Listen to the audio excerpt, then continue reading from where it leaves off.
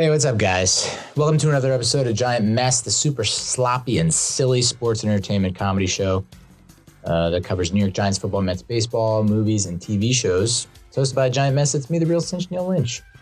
I'm a former college quarterback and pitcher, a film and media studies major, and I didn't put any of that to good use. I'm not doing any of that right now.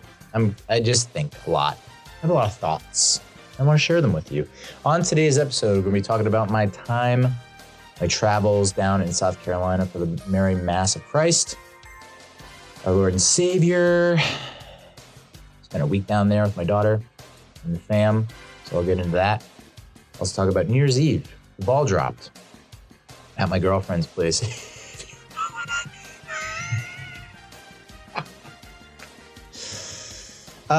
We'll also talk about another weekend. I went to a stand-up comedy show at the Stress Factory to see Krystyna Hutchinson of the podcast Guys We Effed. Played a lot of games with my daughter, mostly mine. And then on a very special MLK Day, Martin Luther King Jr. Day, I got to meet my girlfriend's daughter for the first time. Another weekend, we got to go to Metro North. It's my first time going there, so I'll give you a full-blown review of that. And then I'll wrap things up with a little talk about Emo Karaoke. Oh, brother, what a tease. So without further ado, let's get us out in hell.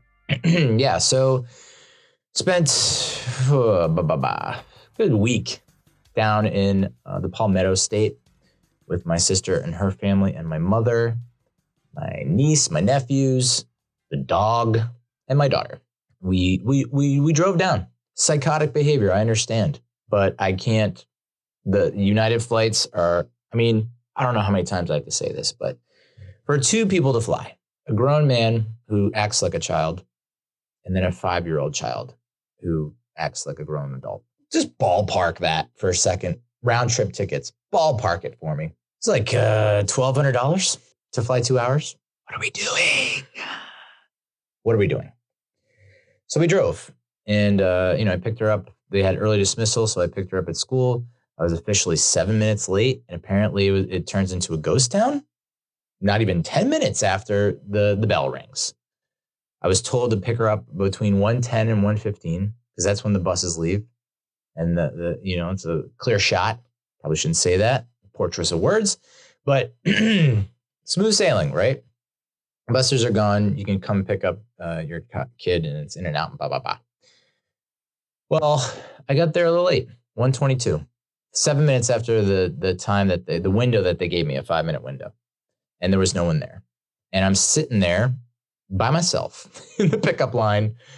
And I made a sign. Well, first of all, I made signs because it's the first time I'm picking her up. I've never picked her up at school when class gets out, when school is done for the day. Usually I'm picking her up from the after school care program, right? So that's in the back of the building. I know that procedure down pat.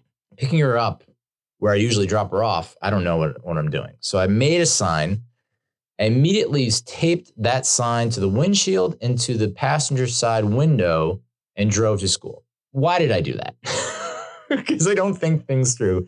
And as I'm driving to her school, which is a 20-minute drive, thank God, I can tell, I'm like, oh no, what? Why did I do this? Why am I advertising my daughter's name on my car? Like 1-800 Mix-a-Lot. What's going on here? Yes, I have interest in your daughter. So tore those down and was like, and then put it back up once I got into the pickup line, which was just me. And eventually the guy comes over and goes, well, yeah, what are you doing here? Because middle-aged man, not abiding by the policies and the rules and the procedures that have been laid out and agreed upon by a lot of people. Yeah, it's a little suspicious. It's sketch fest, 2K7.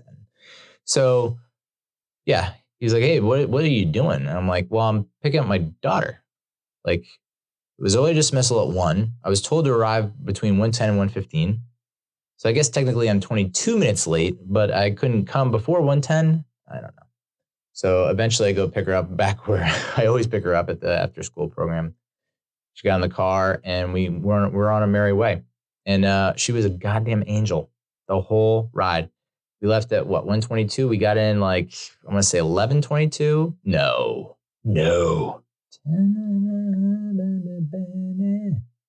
Yeah, around midnight. So it was about 10 and a half hours. Not too bad. I've done better. I've done worse. And we went straight to bed, right to bed. Next day, did a little nice workout.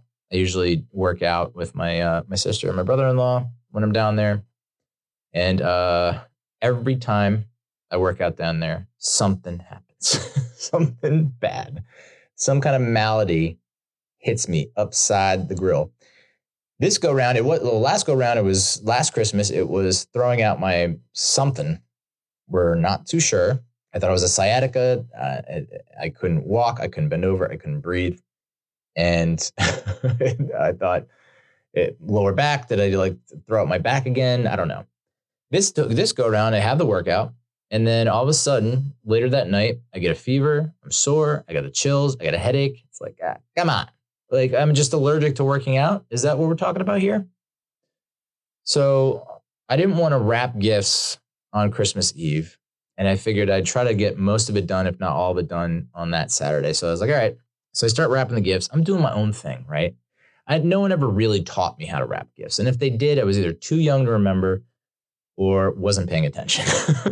So my mom is hovering over me and like, no, don't do that. That's way too much. You get about. And I'm like, hey, Mom, I know my shit's not pretty. It's not going to win any awards, but it gets the job done. Okay? Back off. So she backed off, but I felt really bad at snapping at her. And I'm going to blame whatever I had, the fever, the chills, the headache, the soreness. I'm going to blame that for snapping at my mother, who was just trying to help me. So that was fun. And Xmas Eve, Christmas Eve, on the eve of the birth of Jesus Kritsu, I got to make our traditional Christmas Eve enchiladas for the very first time from start to finish. I might have helped here and there in years past, but this was the first time that my mom has passed the torch fully on to me and my sister. And I gotta say, mothers, you do such a great job. You really do. It's I was saying this to the GF, to the GERF, to the friend of girl. And moms, there's nothing that we can do to repay you. Yes, every Mother's Day is going to be, and every holiday is going to be complete and utter sham and disappointment to you guys. Because there's absolutely nothing we can do to pay you back for giving birth. There's nothing we can do. Literally nothing we can do except, I don't know, at least like if you're a daughter, it's possible that you can give birth and then you're on the same playing field level as the mom. Sons, there's nothing we can do. So you guys take a lot of shit. You endure a lot of shit. You don't get the praise and the thanks and the blah, blah, blah. So, and now I'm including enchiladas into the realm of childbirth. That's what's going on right now in terms of levels, tiers. I think making the enchiladas I had to make is right up there with childbirth. Yeah, I said it. Am I serious? No. So what I didn't fully realize, and I guess again, my head's in the clouds. I'm kind of just hovering around and out in the cyberspace area. I don't pay a lot of attention. My focus is not great.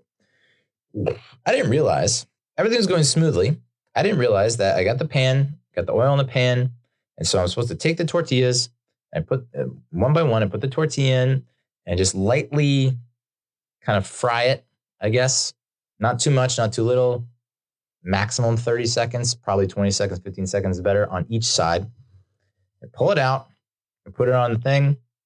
I take the filling, which is chicken, cheese, sauce, all that great stuff, shredded chicken, all that great stuff. And I then put it in the tortilla. And then I'm supposed to, while the tortilla is scalding hot, I need to fold the tortilla around the filling, around the chicken skin, and I had to do that a cool dozen times, 12 to 15 times. Burned the fuck out of my fingers. And it's like my girlfriend does a lot of cooking and baking, and she doesn't even use oven mitts anymore. She's like, I've burned the ever living shit out of my fingers. I have no feeling left in my fingers. And I was like, interesting. A lot of ways I can go with that. So Yeah, you know where my head's at. You know where it is. It's in the dirty place. So she doesn't have any feeling in her fingers, so she can just touch, liquid hot magma lava. And I think my mom's kind of in that same boat where she's just like, I've been doing this for so long, for so many years. I can't feel my face when I'm with you because I love it. She can't feel her fingers, can't feel her feet. I'm just like, boy, you women, the sacrifices you make. Jesus. So yeah, but I made them soup to nuts, A to Z, start to finish. And I got some pretty good praise, even from the head chef herself, the head gift wrapper, the most America's favorite judge, Hannah Banana, mi madre. So she gave me the thumbs up and the approval. Rest of the fam, they had it and they liked it. So I was like, all right, I did my job, I did it well. And am I looking forward to doing it again next Christmas? No, but it's just good to know that I have it in the back pocket. Maybe I can just get, and I know this is like some serious bitch ass pussy shit, but just some gloves.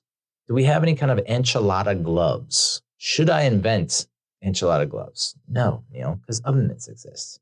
But then I won't be able to wrap. You know what you need?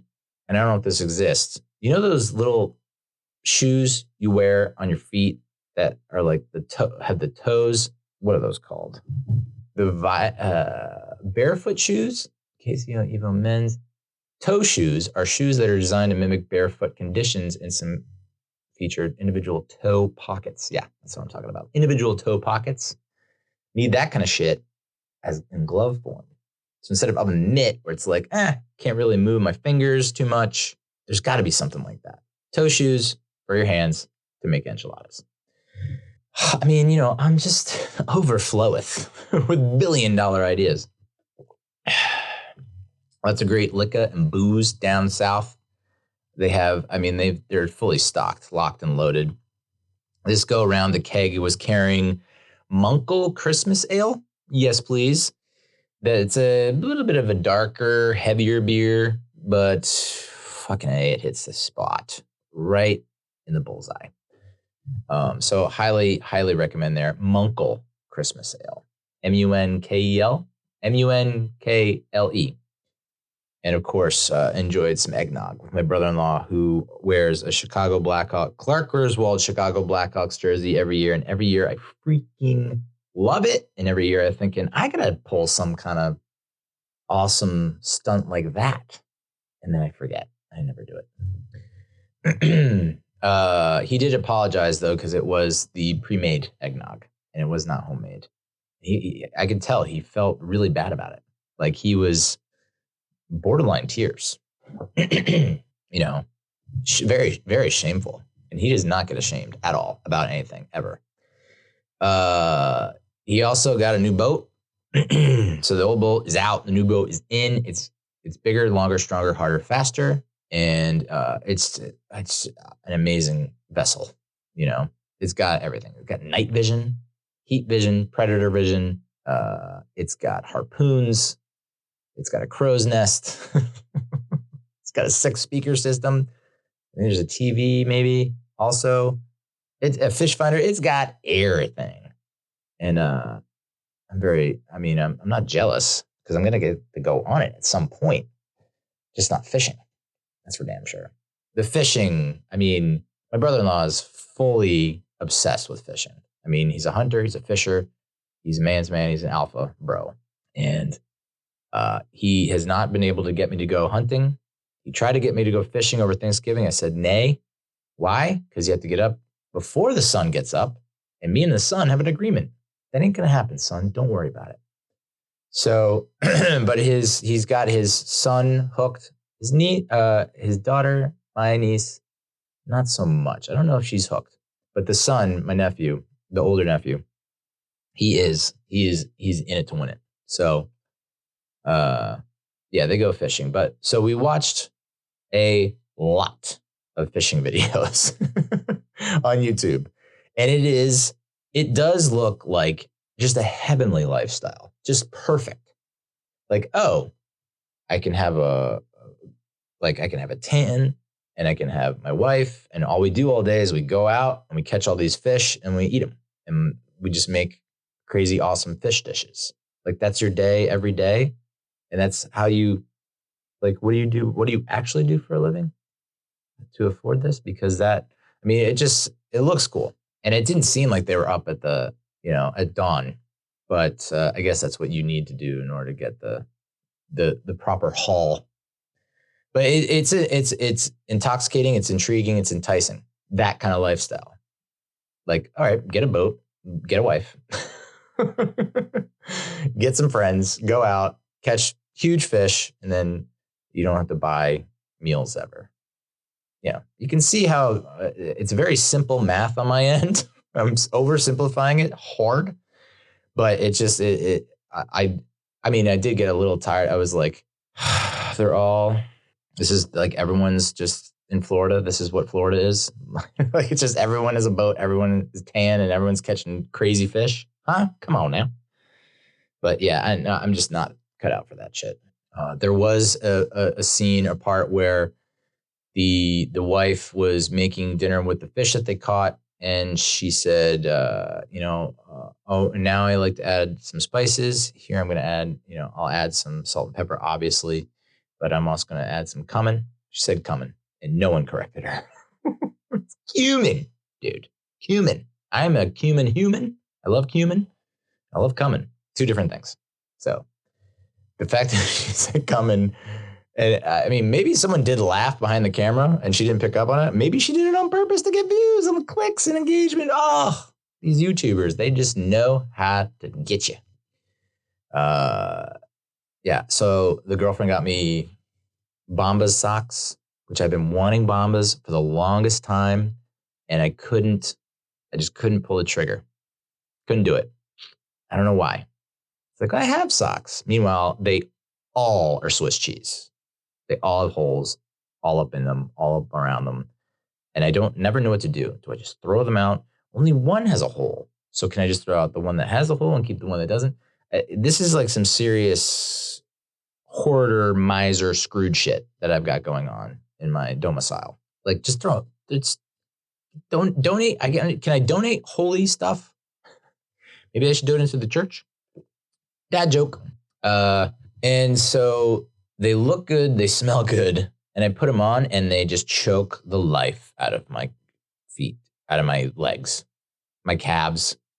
Like they're like compression socks on steroids. Like they're just choking the life out of my legs, which is unfortunate because they are super comfortable and they seem pretty durable. Like these ain't gonna get no holes. You know what I'm saying?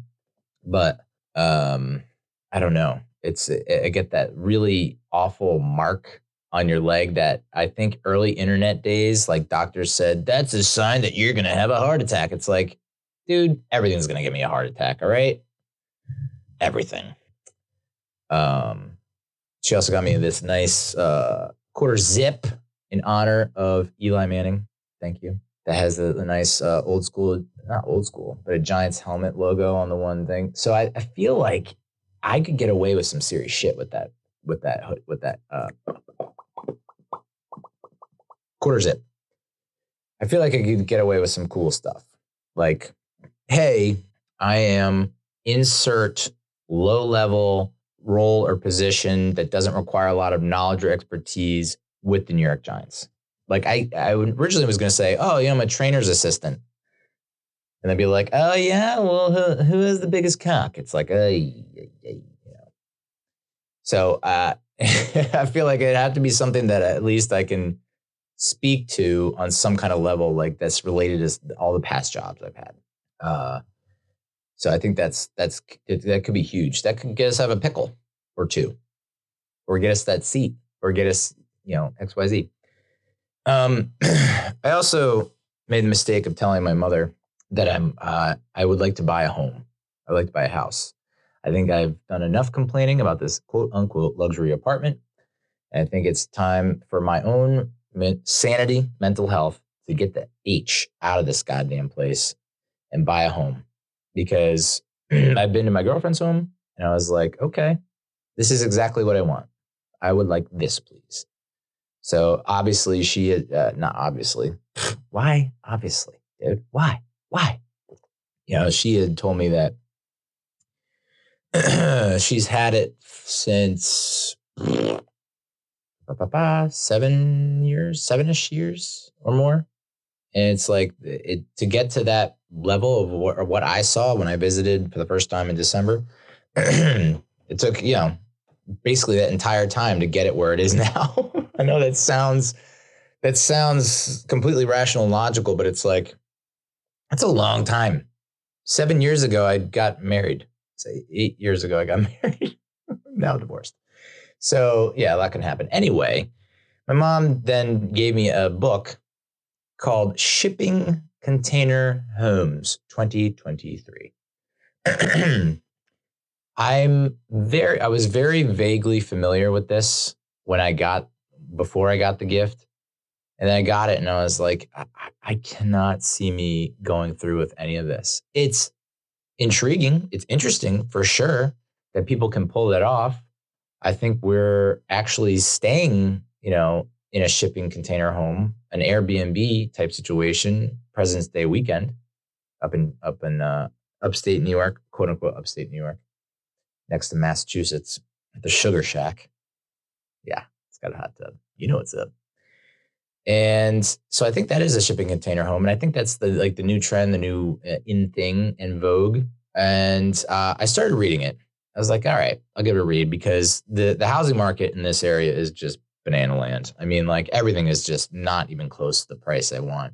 And like I'm seeing stuff on pretty much every site, Zillow, Redfin, Movado, whatever the hell that Trulia. First of all, I can't even figure out what I can afford.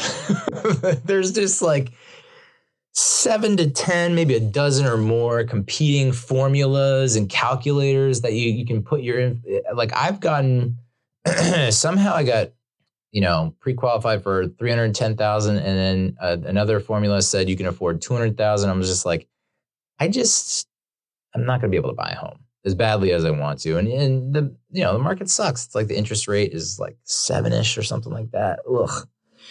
So it's a goal. It'll happen in the next 10 years, hopefully. Which, I don't want to get into that just now, but I did read it. I decided to read it one time on my commute. I got probably 10 pages in, 5 to 10 pages in. And I was like, I'm out. I got to go buy containers, okay, shipping containers. Now, if you're not like, you don't know what I'm talking about, picture like a big ass freight ship carrying big ass cargo containers, basically those. And apparently there is a surplus of this shit because it costs too much to send it back empty, ? And so they're just laying around. No one's using them. And so they're giving them away cheap because it's like high demand, no supply. I guess it's $1,500 or so to buy one.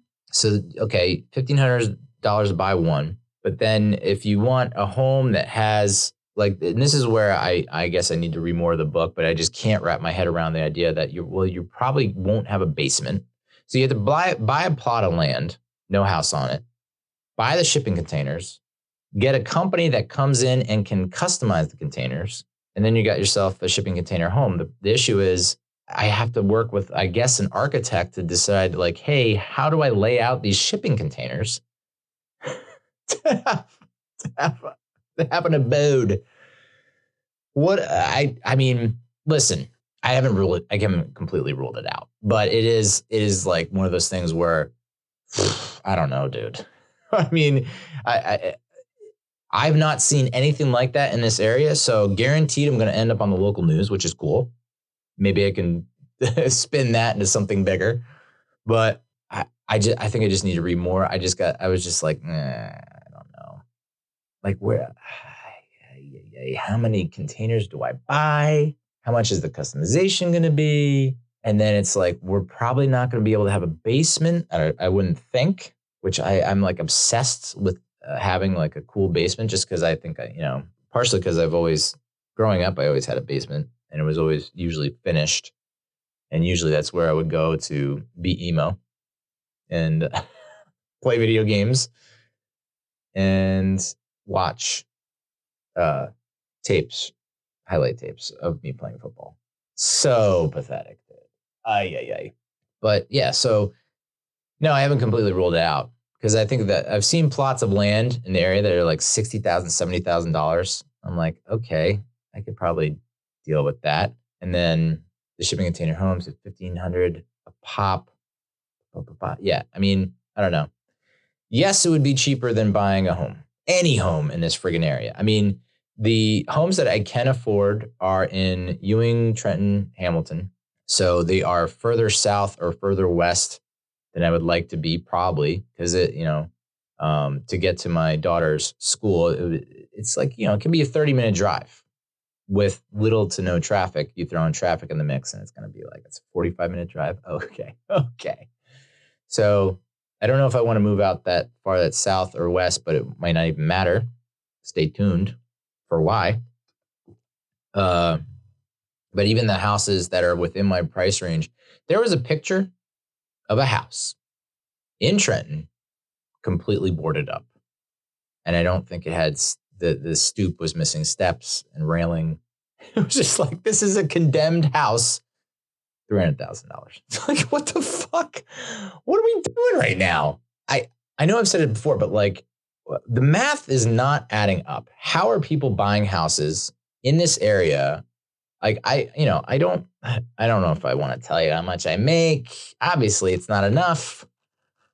But I always thought, like, okay, I have what I would consider to be a high-paying job, but not really, because if I take like inflation into consideration, it's like, oh, you're earning the same amount that you were 20 years ago.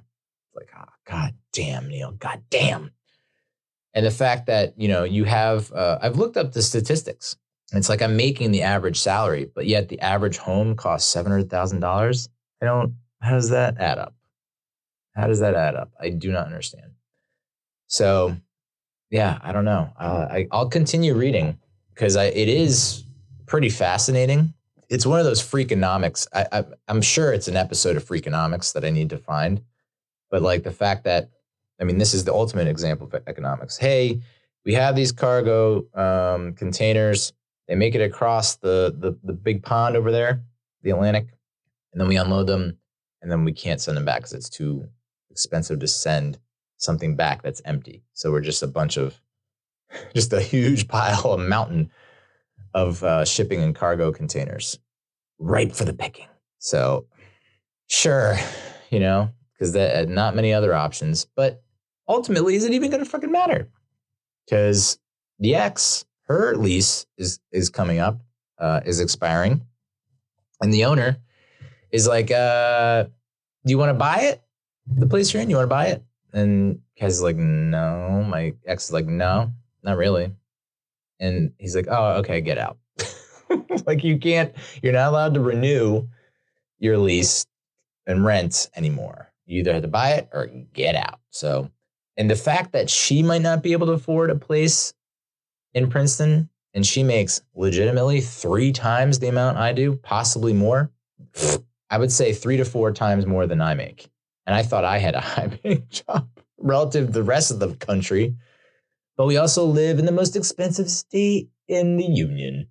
So, the Garden State is nothing but golden vegetables, golden harvest and produce. Yeah, so the fact that she can't afford it to buy a house in the area is like, that is just mind-blowing. So we just got friggin' millionaires walking around everywhere. There's just millionaire. Everyone here is a millionaire. I go to like literally I'm driving to school and I'm like, so you're a millionaire and you're a millionaire and you're a millionaire and you're a millionaire. What the fuck? Mind-blowing. So, but it won't matter because, if she can't find a place in Princeton, we got to move, or she's going to move, which means my daughter will have to go to another school, which sucks.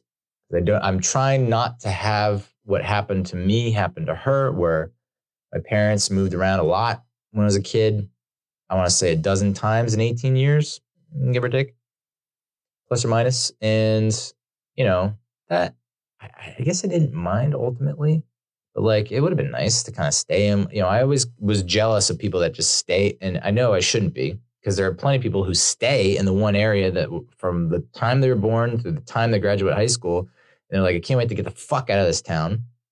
So I get that there are people like that. But I was always jealous of the people that like, this is where I grew up. I was born here. This is my hometown. I have my friends, lifelong friends, blah, blah, blah. So I just didn't want what happened to me to happen to her. And now it's going to be like, we have moved her. Well, we started off in Wayne, the Fountains of, and then moved to Fairfield. And then when we moved to Princeton, and then she started one school. Now she's at another school in Princeton, and then she's going to have to go to another school. It's just like, I thought we agreed. We gotta put down. Just put down our roots. Do it. Yes, I understand the grass is poisonous. Yes, I understand the earth is falling apart. We got to put down our roots. So who knows what's going to happen between now and June?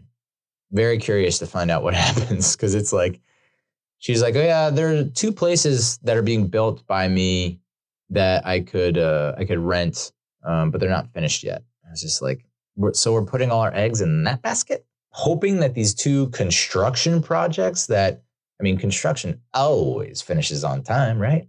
Never any delays. We're just going to put our money on that these 2 places are going to be built and ready for you to move in by June. Okay. Literally, the street that I come into my development, there has been a construction project on that plot of land the entire time I've lived here. 2 years, 2+ years. I remember they like first month, they like level the fucking forest. Sure, why not? To pave paradise, to put up a parking lot, and like nothing happened for a year, literally nothing. And then now there's like a little house. I don't know if it's like a model house. It seems like a model home type situation, or it's like the main headquarters office. But that is it. So I wouldn't think that these 2 places are going to be ready for her to move in. So, whoo, baby. Interesting times. Oh, boy. Anyway, back to South Carolina. When I was down there, we had some Colonel E.H. Taylor, which is a small batch bourbon whiskey. It's named after Colonel Edmund Haynes Taylor Jr., a key figure in American whiskey history. Do I want to dig deeper on that individual? Probably not. So I'm just going to leave it at that. Ignorance is bliss. Mama Dukes, my mom, also got me a pickleball trainer set because she is in her 70s and pickleball is all the rage, even though she can't walk or stand up straight. That's probably all she hears and sees. And so now I've got the bug. And I got to say, I did play with the trainer set for a while, and it was addictive. Yeah. So I'm trying to get my girlfriend into it. She said, yeah, but it was like one of those, I'm going to say, yeah, just so that like this doesn't go, I don't want to hurt you, Like I'll just say, yeah, so we can move on to the next conversation. But yeah, I'm apparently there are pickleball courts popping up all over the place. And I honestly think that if I say my prayers and eat my vitamins, that I could probably be in the national championships in a year. I'm that confident. That's my tum-tum. I hate Indian pale ales. I think I've been pretty clear about that. I think that's well known, well documented. I'm not an Indian pale ale guy. I'm not really a pale ale guy. A lager guy, Pilsner, maybe stout. IPAs have just never gotten it done for me. I've never liked the taste. It always smells weird. And it tastes like someone ashed in it. I'm just not a big fan. But, my God, I found one that I like. Juicy Monkey from Victory. Woo, baby. Shit hit the spot. So I told you we were watching a lot of fishing videos down there. We are also watching the new Disney Plus series, the Percy Jackson something, and the Giants and the Gods and the Whatnots and the Lightning. I vaguely remember the movie coming out back in the day and thinking, oh, this is just like a Harry Potter ripoff. But ended up watching it, and it's pretty decent. It's something that I wish my daughter was a little bit older for, because she just completely tuned out. But my niece and my nephew were completely engrossed. So, but just put that on the calendar for 5 years from now. The very next day, my daughter got a nasty fever and was throwing up. Was that the first time that she had thrown up in my presence? I think so. I could be wrong. I am wrong. I think there was maybe when she was 4, I remember her running to the bathroom and throwing up. Maybe. I don't know. But, that's a tricky age, because you don't really know your body too well. 4 and 5. Things are happening to your body that you probably have never happened before. So I'm going to go out on a limb, say, like, throwing up has to be the weirdest. Because it's like, whoa. Okay. I know about putting stuff in and it coming out downstairs, the downstairs basement area. I understand that. Now it's going to come back up to the place where I put it in. What? So, yeah, throwing up, vomiting, that was something that was new for her. And it was, she probably couldn't tell between, like, okay, this is happening and this is not happening. Like, all I know is every time it was like the little wind up whimper. And I was like, all right, let's go. So she threw up all goddamn day. So that was, to the point where, like, there's just nothing left in the tank. I think eventually she was able to eat maybe crackers or bread towards the end of the day there. And then the next day she was better. But it was like, what is up with these not even 24-hour situations? Like, when I had my fever, cold, sores, chills, whatever, plague, it didn't last beyond that night. Like 24 hours later, it was back to 100%. So same with her. So I don't know if that's how this little illness likes to roll. It's just like a couch crasher. It's just like, hey, I'm just gonna just for the night. Can I just hang here for the night? Okay, thanks. It was like an exorcism happened in my bed when I went to bed. So cold, but yet also so hot. And then I remember I woke up to pee because I had been drinking water nonstop. And it was just like someone had thrown the entire Harlem Globetrotters team threw buckets of water on me in my sleep. It was an exorcism for sure. And just when my daughter's feeling better, that's when my nephew, 7 years old, gets on his skateboard, the gift he got for Xmas, and decides to fall and use his face to brace impact, to catch him on the ground.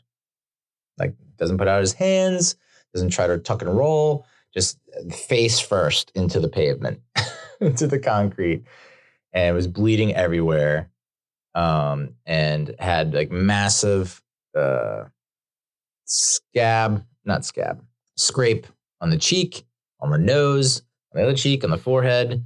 He had the whole, it was pretty badass. But at the same time, he's like, I'm never riding this skateboard again. And the next day, he's like, I'm going back on. I'm like, all right, man, this is your journey.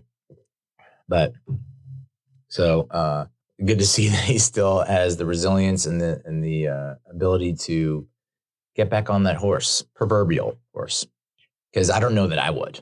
I don't know that I would have done that. Like, hey, I just literally ate concrete with my face. Literally, there's there's scratches or scrapes on him anywhere except his face. And he had to get, I think he had to get his picture taken the next day or later that week. But he also could not stop sniffing. It was just it was sniffles galore throughout the week. And us grown-ups and parents trying to teach the kids, hey, you're sniffling and you're going to continue to sniffle. And maybe this is your plan. If so, genius. But the more you sniffle, the more your boogies and your mucus is going to go down your throat, and the longer you're going to stay sick. It's a vicious cycle. Dane Cook, check it out. And they were just like, oh, cool. Because they're thinking, oh, I'm just going to stay sick so I can stay home from school and continue to play video games and watch movies. Like, I got it. I understand. The wink. I understand what you're saying. But my nephew's took sniffling to a whole nother level. I would like to now do an impression of my nephew sniffling.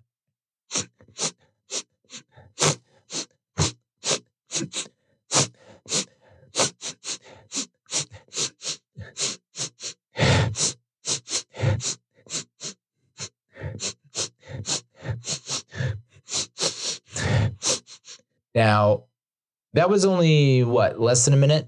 Now, picture that for another 5 to 8 hours. This is driving me insane. I don't know how anyone, and this is where I might be autistic or something. I don't know. I don't know who to blame it on or what to blame it on. But the fact that no one else was chomping at the bit to just reach into his nose and yank out every single glass ounce of mucus. I don't know. It was getting to me big time. And I'm getting better with my patience, I think. And my patience had gotten better. But that was one where it was just please, God, make it stop. It was one of those things. But then I started thinking, as kids, all kids, think back to when you were a kid. You had something that you discovered. And Bree does this. My daughter does this every once in a while. I'm like, what is this new thing? What? No, I don't like it. So, but then I think back to when I was a kid. I was like, I did the same goddamn thing. You discover something that's new and you play it and wear it down into the goddamn ground. Just run it right into the center of the earth. It's a sound, it's a noise, it's an action, a behavior, a gesture, a tick, a quirk that you just can't stop doing, I think there was one week where my daughter could not stop doing this.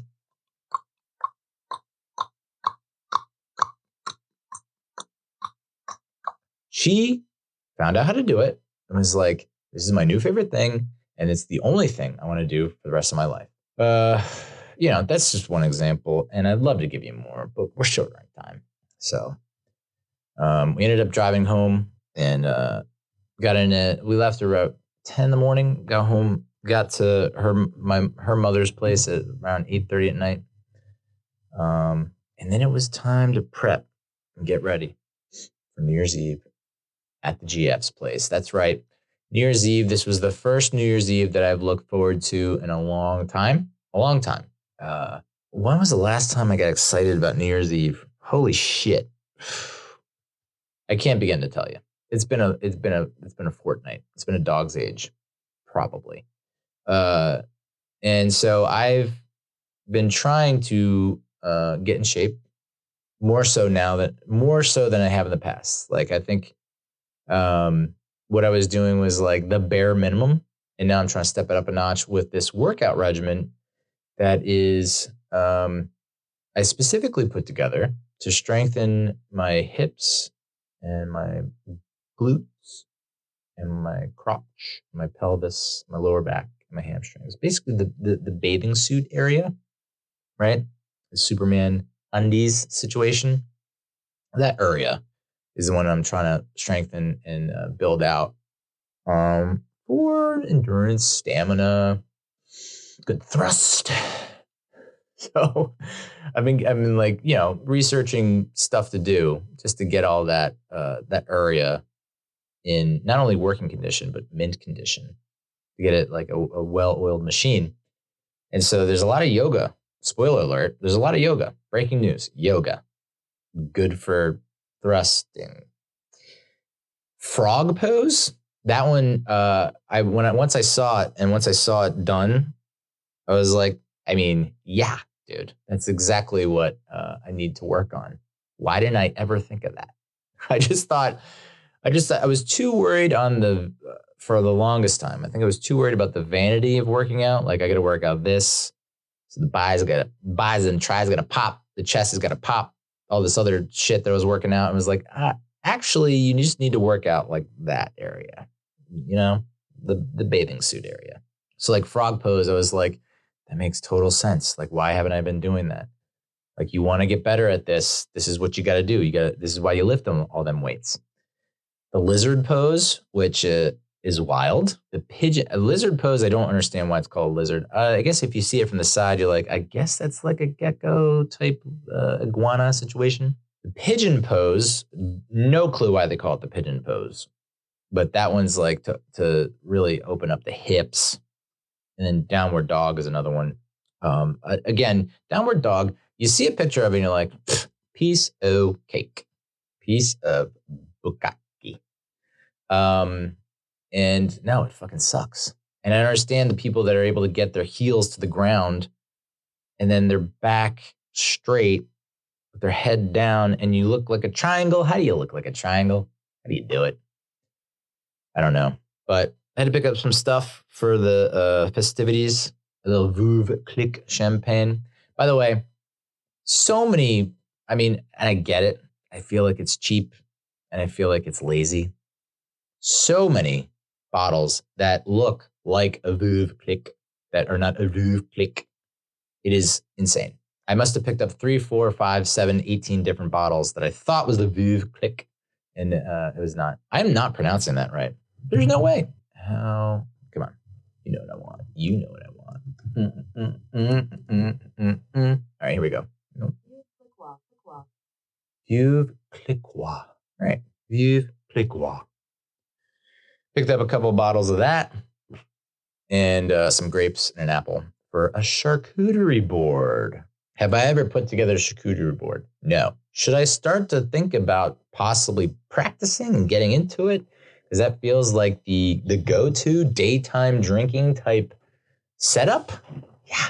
You know, because I got there before 2, you know? So there's a lot of, that's a good solid 10 plus hours where it's like, there's going to be a few meals mixed in, you know, to make it through.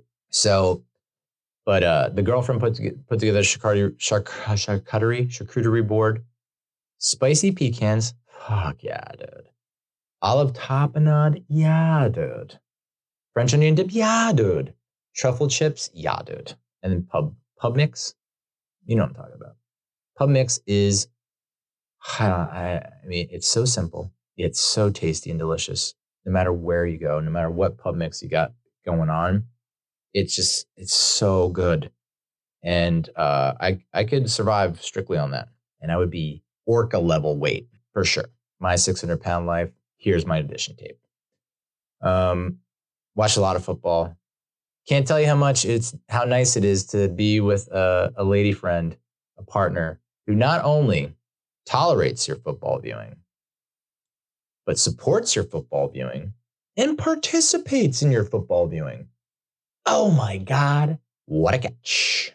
So yeah, and can talk ball, like is an actual fan, not a pink hat fan, as they say, like an actual fan who can actually talk game and strategy, reactions. Like it's just, what, I don't know what I did to deserve this. Maybe this is karma for getting cheated on. Oh, what? I didn't say that. You say that? Who said that? So yeah, YouTube TV multi-view. I think people mostly like it. I mostly like it. It does suck that you can't pick the games, right? You can pick the multi-views, but the multi-views are pretty much set to certain arrangements. And it's not like I can't go, oh, I want this one, this one, this one, this one. It's like you kind of have to find the one that's like got most of the ones you want. But that's a great experience. It is a little, like I said before, though, like you have these reactions or you say something and it's very rare that you're watching the same thing. It's just like, oh, what a hit, you know, and they're like, what? Wait, what game? It's just like, that's every single thing that's said is a reaction that the other person's not watching. And it's just like, it's gonna be, but it makes for great conversation as opposed to, hey, yeah, we both saw it. We both know what's going on. Sunday Night Football, that was good. Mostly because I gave one hell of a shoulder massage. I kind of got away from the massage game. And these hands, they've been craving some massage action. So I think I'm back in on my massages on a big time level. So I think that was like my move in college. And it was simply because I don't know how to take off your fucking bra. I've read books. I've taken classes. I can't take off your bra. So I'm going to have you, why don't you lay on your belly? Just lay on your belly right here on the bed. That's great. I have some lotion. Do you have lotion? Oh, great. You have lotion. You have oils. Great. Oh, we're going to need to take off this bra, though, because I really want to get in there. So,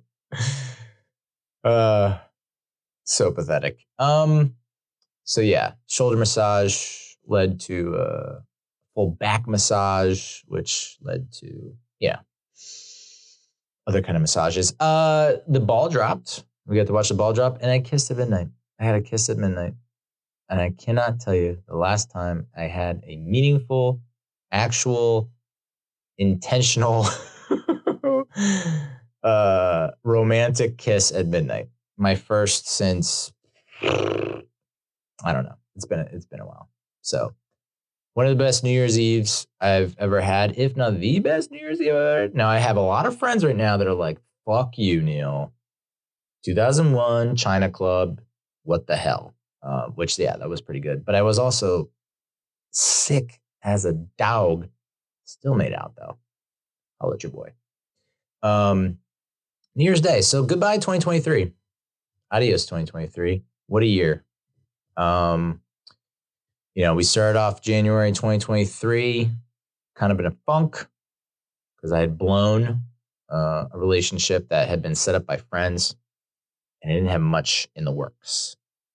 And then summer came around, and I was like, all right, I'm going to get in shape. I'm going to lose some lbs because that's definitely what's holding me back, right? So I got into shape, lost some lbs, not tip-top shape by any means, like just a better shape than I was. Like I was a parallelogram, and now I'm a rhombus, you know what I'm saying?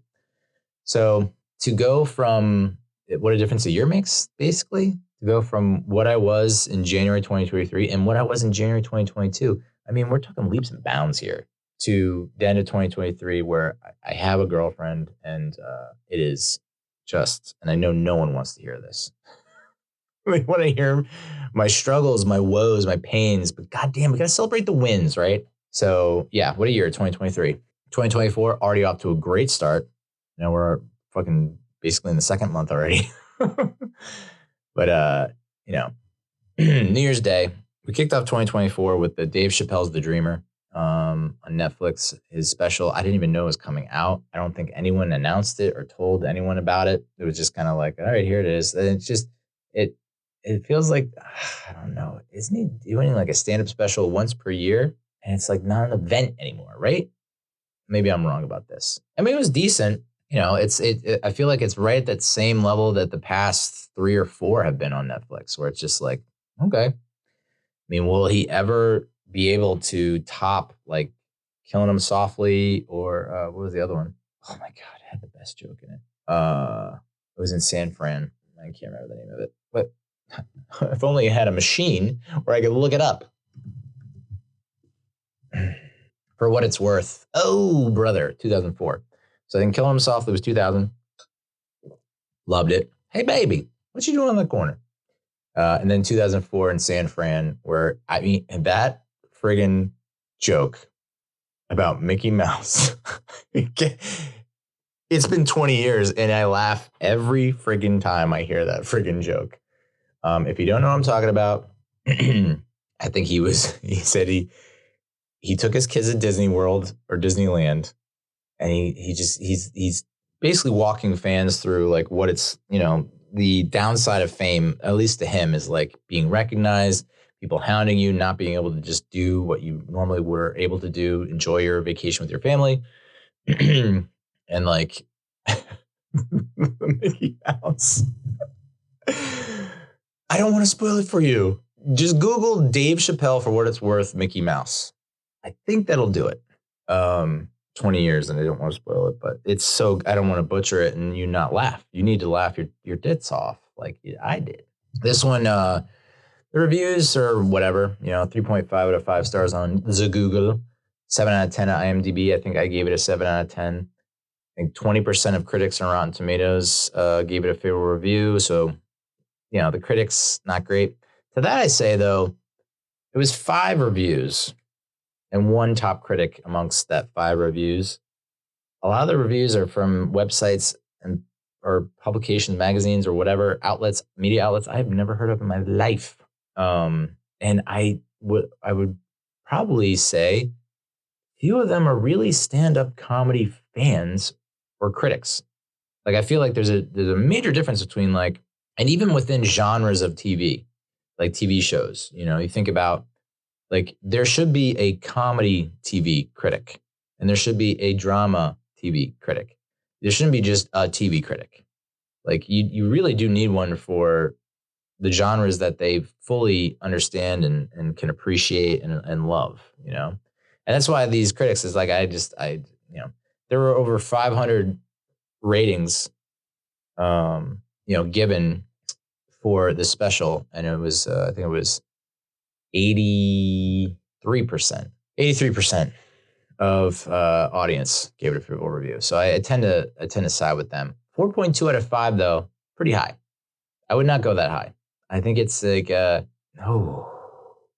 saying so it's above an 8 out of 10. I really do think I'm going to stick to it's closer to a 7 than an 8. I really do. I think I'm going to do that.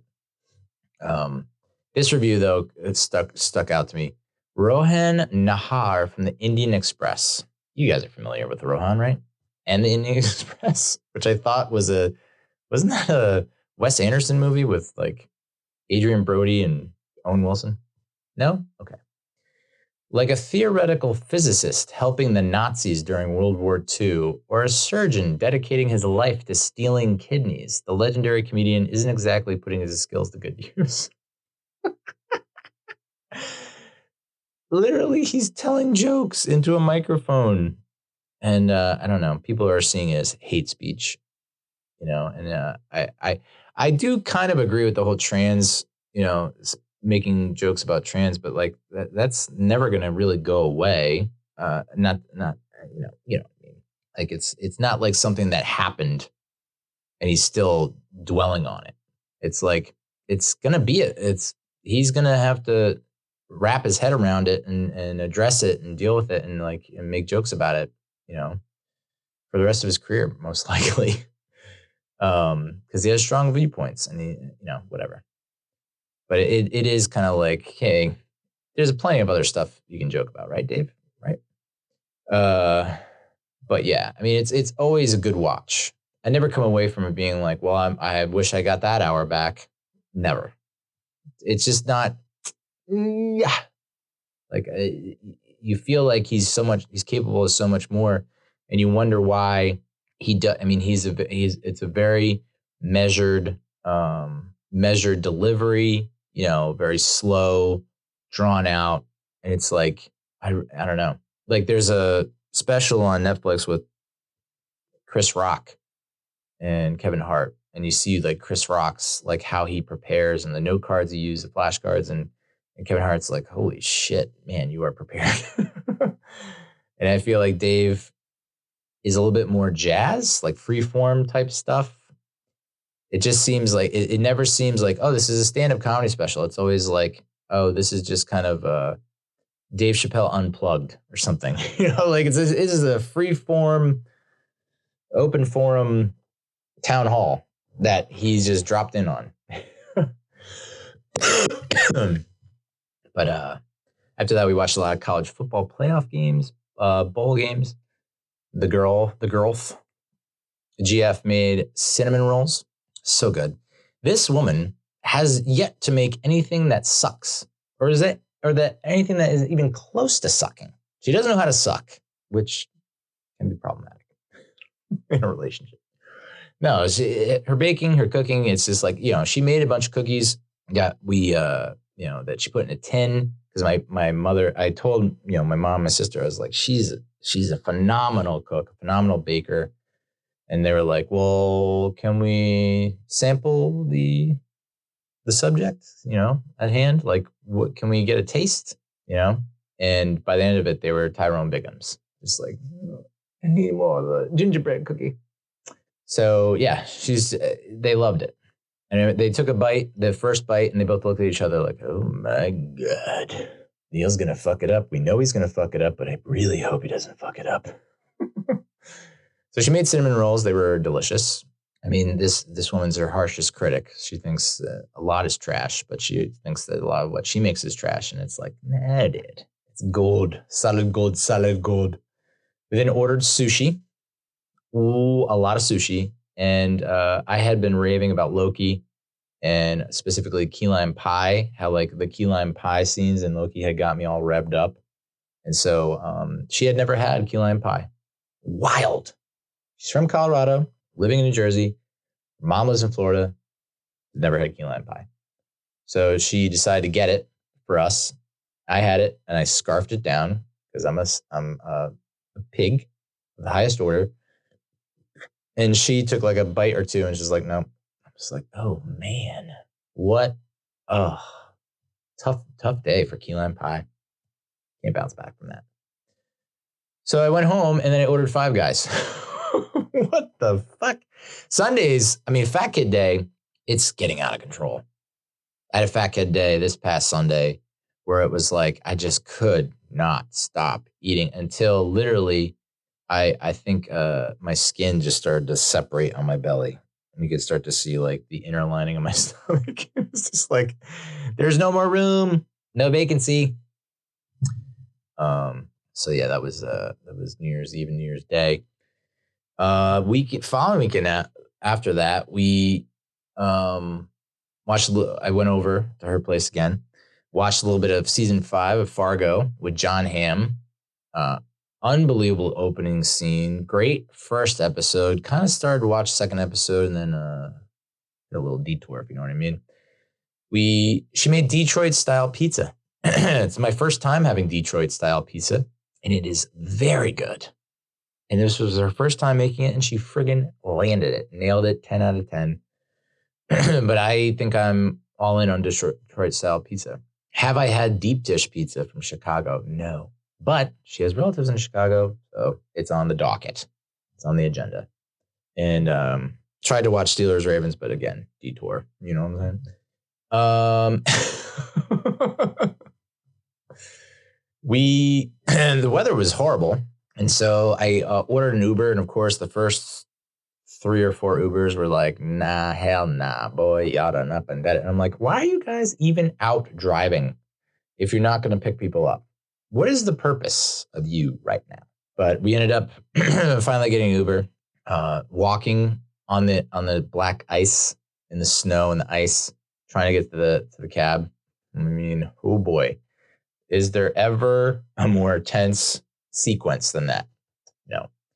Took an Uber to Esquina, Latina in New Brunswick and had ourselves one hell of a dinner. Pepino Menta margarita, silver tequila, orange liqueur, fresh squeezed lime juice, cucumber fresh mint. Paloma. Yes, Paloma. I did it. And then I had a mango jalapeno Rita and then a sandia Rita. I don't know why it's sandia, but that one had watermelon juice. So a lot of Ritas up in this joint. And then tostones rellenos, handmade plantain cups topped with shrimp and Creole-style sauce. So good. And then I think she had a ceviche sampler, and I had a tostada ceviche.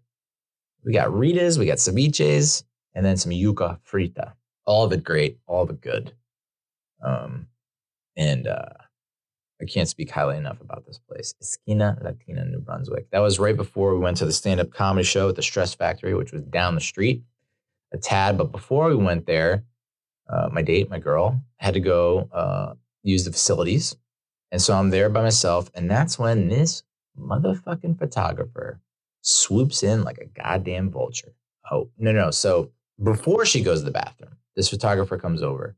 We're drinking, we're laughing, we're having fun. He's like, can I take your picture? And I'm thinking to myself, oh, this must be like the local newspaper doing a profile on the restaurant, and they want a picture of people enjoying themselves for the review. Whatever. Maybe it's something else. Maybe the restaurant just wants great pictures of people to put up on the website. You know, look at this. Look how they're enjoying themselves. So, of course, I was like, yeah, sure. We take a bunch of pictures. My lady then goes to use the facilities. And the guy's like, would you like to buy one? And I was like, I didn't get a chance to ask my girl what are her thoughts on buying gifts that were solicited at your dinner table. Like, my thinking is I'm going to look like a cheapskate if I don't buy this photo. And so I opted for buying it. I looked at the color photos, and I've never seen worse sausage fingers in my life. These hands, I'm like the Charlie's uncle in Always Sunny. I just want different hands. These hands stink. They just look awful. They're covered in fur. They're not, the palms are too big. The fingers are too short. They're too fat. Yikes. My hands suck. And you can see it in every picture. Like, my hands just look awful. And there was one where it was a black and white one of me kissing her cheek. I thought that was a nice one. Black and white. I have my gripes with black and white for sure, 1,000%. But it does look better than color sometimes, especially when you are pale as a ghost and you can see your inner workings. So, yeah, I got the black and white photo. $20. Came with a frame, which was nice. But I was just like, God damn you, dude. You had to do that, huh? You had to take photos and get my $20? And so I ended up getting it. And she was like, oh my God. And of course she comes back. She's like, oh my God, you actually bought one? And I was just like, roll the dice. And I was wrong. Door number 1, it was. So the stand-up comedy show at the Stress Factory was good. It was awesome. The headliner was Krystyna Hutchinson, as I mentioned in the intro. The Guys We Effed podcast with Corinne Fisher. That can't be your last name, is it? I hope it is. I had produced a stand-up comedy show at the Eastville Comedy Club in the Lower East Side. And they were 2 of the acts that I booked, along with Jared Freed and a couple others that the names are escaping me, and I feel like such a dick for not remembering. But Krystyna and Corinne were on the show, and they killed it. I mean, this was 2015, 16 I did this show. It might have been 14. Was it? I don't know. So I don't think she remembered me. I mean, like, it would be insane if she remembered me. But she did a half hour, 45 minutes, hour. She did a long set and was hilarious. My girlfriend, GF, loved her. Was just she was almost like, and I told her this, like a what do they call it? Parishioner and customer. No, what do you call? Wow, I don't want to say that though. A congregant? That sounds right. Congregation, a congregant. I don't think that's it though. All right, I'll say churchgoer. She seemed like my girlfriend was like a churchgoer at, like, those mega churches where there's like a huge fucking choir and like the pastor or priest is all decked out in, like, a nice gaudy suit, shiny shoes, jewelry out the ass, like, and she was just like, those anime gifs of those churchgoers are like, yes, yes. It's like hand in the air, eyes closed, waving back and forth. Like, that was my girlfriend during the Krystyna Hutchinson set. So Hutch, which no one calls her, killed it big time. The host of the evening was the owner of the Stress Factory, Vinny Brand, who is, I believe, deaf legally or illegally. We had seats in the front row, which, again, it's just like, you sit in the front row, it's like there's a big ass target on your face. Just like, all right, roast me, baby, roast me. And I did get a fair amount of play in the front row with the girlfriend. It was just like constantly every act. And that's the other thing, is like the acts are not necessarily paying attention to the previous acts or the ones that, the previous ones that go on, because they're focusing, they're preparing. And I get it. I was there. I've been there. So a lot of times, and it's like creepy, not creepy, but just like, whoa, that almost every act gets on that stage and points out this person, and this person, these 3 people every single time. And they're like, and they ask the same questions. And by the time the third act comes on and starts doing it, everyone's like answering for the person. It was like, Yeah, he's a chemist. No, he's not here with anyone. Yes, he did. It's just like everyone's. We fully know about this dude. Like there was a guy who was by himself. He's a chemist at Rutgers, I think, and doesn't want a fellow chemist to date or scientist. There's a girl who loves her dogs.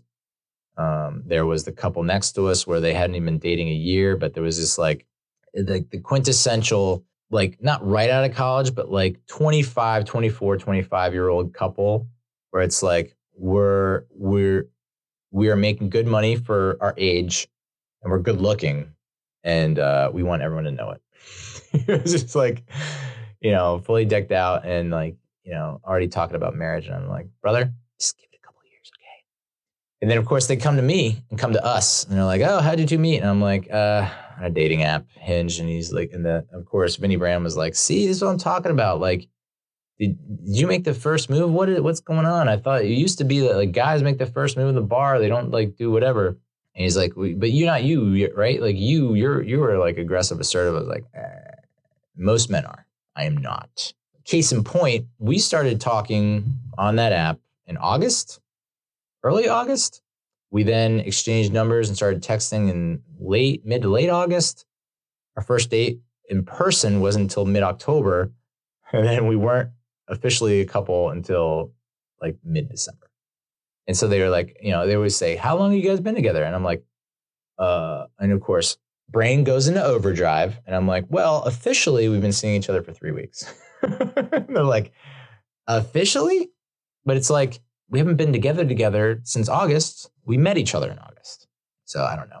You don't need to get into details, Neil. Neely details is what they should call me. But yeah, so that was fun. Like, specifically during Krystyna's set, she was talking about, dating and relationships. And she's like, I've become fascinated with birds. She went down a YouTube wormhole or a rabbit hole about birds and how they mate. And like the peacock, shows its feathers, and it's like the nice colorful feathers are what attract a female, and the female can be like, yeah or no, and move it along. And the male peacock doesn't get hurt. It's just like, all right, I'm going to go to another female.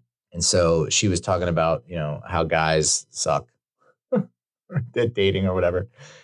And so then she says to me, like, oh, how did you convince her to date you? Or how did you convince her to go out with you? And I was like, well, showed her my feathers. So I got a good laugh. If you were drunk, you'd be laughing at it. And my God, were we drunk? We ordered doubles all night. Yikes. And luckily we took the Uber back. We actually got to talk to Vinny after the show, which was really nice. I actually got his phone number.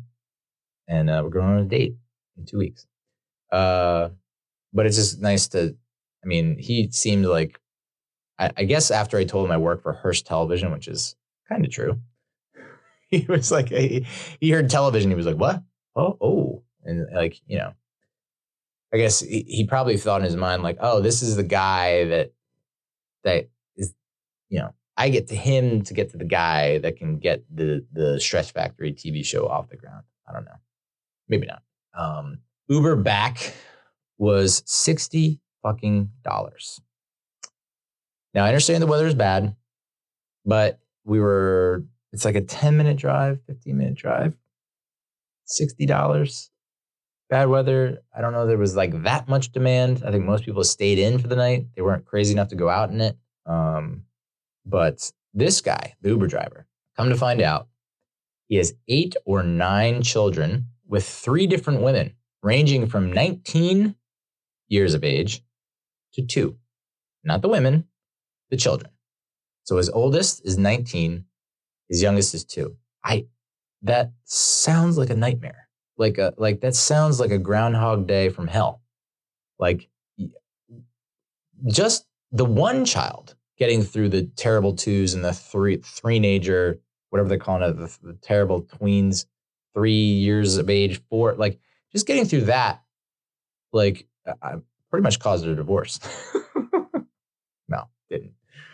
But to have a kid that's now going into college and now you're still changing diapers for a 2-year-old, that's no way to live, is it? But this guy did not give a fuck. He was just like, yeah, I love it. I mean, he legitimately loved it. How he was so happy and full of energy. I mean, it leads me to believe that he just doesn't do anything except drive an Uber. He's like, it's great. I love kids. And it's like, well, your wives and the moms are probably the ones that are having to deal with all the bullshit. Ugh. And then this was the icing on the cake, the cherry on the sundae. He looks at us and he says, are you two married? And we're like, no, we're not married. And he was like, well, if you do get married, just remember, he was like, oh, no, he didn't even say, are you guys married? He just said, do you guys have kids? And we're like, well, we each have a child, but not with each other. And he's like, oh, yeah, well, then you guys are incomplete. We're like, come again? He said, you guys are incomplete because you don't have a child together. And I was just like, what the fuck is going on with this Uber? And I have to pay $60. Oh my God. Cool. This is what I'm paying extra for. The life advice from the guy who has 8 or 9 children with 3 different women. Friggin' Antonio Cromartie meets Philip Rivers trying to tell me that I'm incomplete because I don't have a kid with this broad. Okay. Cool. So, yeah, we've been playing. Bree got a lot of gifts. And I specifically requested the gifts that we got to be from the people ask me, what does she want? And I was like, it's not what she wants. Okay. I'm going to be a little selfish on this one. It's what I want. I want her to have games that I can play with her. So it was very selfish, but I was like, I'm not the kind of dad that you see in those fucking commercials where it's like they're dressing up and getting, makeup done and doing the tea time thing. Like, nah, dude. I'm going to do things that I actually enjoy with my daughter. And I think that will ultimately benefit us both. So most of the gifts that she got from everyone were like games, especially from me. It was like all games. It was like all games and like puzzles, stuff like that. And so we opened up a bunch of those gifts over that weekend, and over the next weekend that I had her, played some Connect 4. It was crazy how she was trying to cheat at Connect 4. And then I ended up kind of coaching her through it and teaching her some strategy. And damn, I think she's actually Connect 4 connoisseur right now. She knows her shit. And I was like, this is father. This is dadding. Dad of the year. I'm dadding like crazy. Dadding so well. Yeah, it was a very proud moment for me. That was like showing her, no, actually, if you got 2 spots and it looks like I can win on either one of them, you put the blocker here, which I didn't even know in Connect 4, when did blockers start to be a thing? Was that always a thing? I thought it was just like, here are your colors, here are my colors, we're going against each other, boom, boom, boom. Now they have blockers where you can block, use a blocker chip, and then it's still your turn, you can go again. Wild. But I was like, well, here's a strategy. If I can get you in 2 different places, put the blocker there, chip there, da-da-da. So I think she started to warm up to it a little bit. I let her do monster math, which I don't know, might be a TV show or something. And I was really psyched about it because it was like, making math fun, which there's so few people out there where math is fun. It's like, I don't mind doing math, and I find myself getting lost in a lot of mathematics, and it's frustrating, but I try not to quit. I stick with it. The people are like, this is a delight. Like, who are you? So monster math, it was like, here's a card. You got to solve it there's like a monster that has 2 arms that are like scales essentially. And you put like the figures on one side and you put the numbers on the other side, and it's supposed to bounce. If it bounces out, you got it right. If it tilts one way or the other, it's wrong. So I think she kind of dug that. Again, she's only played it once, hasn't played it since. And then we had like Guess Who, which I bought that.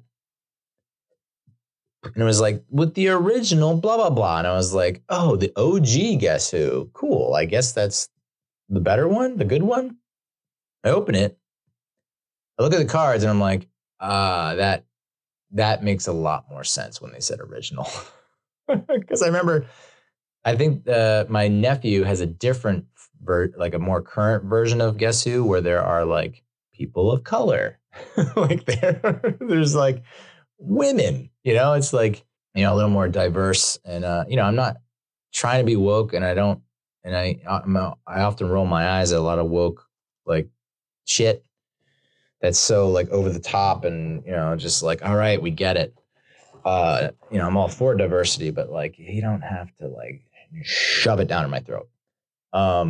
But this one was like egregious. And I guess this is what, when they say representation matters, and what's been happening over the past, I don't know, decade or so, where it's like we are trying to make sure that we are having diverse casts and whatnot. I get it. When it, and so I as much as it can be annoying, I guess it's worked, because it's like, I look at this Guess Who game and I'm like, holy fuck, it's all white dudes. And then legitimately, there's what, 24 cards on each side, right? If you're not familiar with Guess Who, it's like you get 24 cards, you fit them into the little slots, and then you pick a card, and that's your card, and the person's trying to guess who's on your card, right? And you're trying to do the same with the other person. And I don't want to say white, but it was like there were no black people. That's for sure. There are some people that looked either, I don't know if they were Italian or Middle Eastern, but it was not like, the modern version that I played, it was like, okay, there are Asian people, there are black people, it's just like every culture was pretty much represented. There were an equal amount of men and women. It was wild seeing this Guess Who, and it's like all dudes. Like, what? Don't you want to make the game more mysterious and harder to do and make it more challenging? Like there were 24 total people, I think, and I think 6 were women. What are we doing? Like, what? Why not just have an equal amount of men and women? That way, when someone goes, "Is your person a male?" and you say no, you don't knock down every single person just about, and there's like 6 people left. It's like, damn, that's how you win every time. It's like, I don't know. That was nuts. And even my 5-year-old daughter noticed. She's like, where are all the women? Why aren't there more women? I'm just like, all right, easy, Barbie. But at the same time, yes, you are correct. There are like little to no women in this game. And she got offended, and she was like, well, I want to pick a woman. And I'm like, if you pick a woman and tell me that you're picking a woman, I know it's a woman, and then I'm going to win the game. Don't tell me what. So I think at one round, we both picked women. So it's like, at least, all right, we both know it's a woman. But she was driven to tears, driven to actual tears, just because there were not enough women. So thank you, original Guess Who makers, you sons of bitches, for doing that. I really appreciate it. So, what are the other games we did? Looking and looking and looking and looking and looking and looking. Yeah, that was pretty much it. Someone gave us a National Geographic Mega Gemstones dig kit, which I know is important. And, it could really spark something. It could really hit a chord with my daughter. And maybe she becomes an archaeologist. I get it. But they have got to make this a little easier. They cannot honestly expect that as a 5-year-old, much less an 8-year-old, is going to really invest the amount of time to dig out these gemstones. So who ends up doing it? This dude. So it took me 2 hours. There's like 15 gemstones in this one brick of, I don't know, clay, stone, whatever. And it took me 2 hours. And I had a fucking blister on my thumb by the end of it. And I'm jacked, bro. I'm so swole. So I can only imagine how long it would take for a fucking 5-year-old to actually crack through all that nonsense and get to the 15 gemstones. So again, I've been tempted to buy that gift for my niece and nephews so many times, but I was just like, there's no way they're gonna have the patience or the intestinal fortitude to get through that. So Yeah. There are a lot of like Orbeez was another gift that we opened that was just like, what? It's just like all these really small, squishy balls that are slippery as fuck that literally are just fly everywhere. It doesn't matter where you are. They will fly everywhere and you will not be able to pick them up at all. So I was like, oh, damn the person who got me this fucking gift. Like it's I don't even know. The instructions were the worst. And it was like, so wait, essentially all this is a big ass bowl with a bunch of slippery ass balls. And you just kind of like, you shoot them or push them or force them into this bowl, but the bowl doesn't contain them. They fly everywhere. What?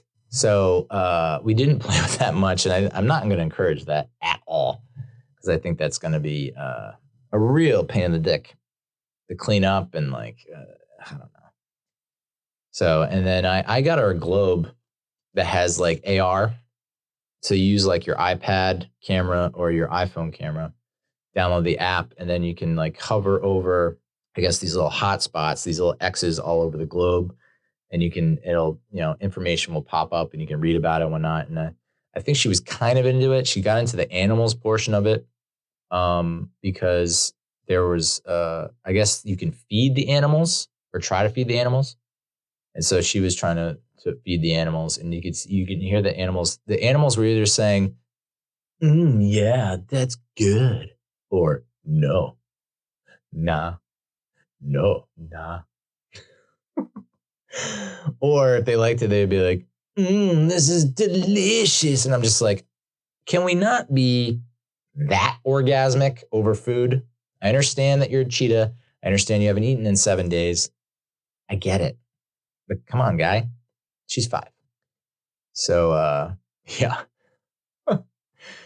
Most of the gifts have been pretty good. You know, there's a little overhead lamp kind of, what do you call that? With the slides, Viewmaster, where you slide it in and it's got photos all around it and you click the thing and it goes around. It's kind of like that, but it shoots down and projects the picture onto the surface. And then she can draw and trace.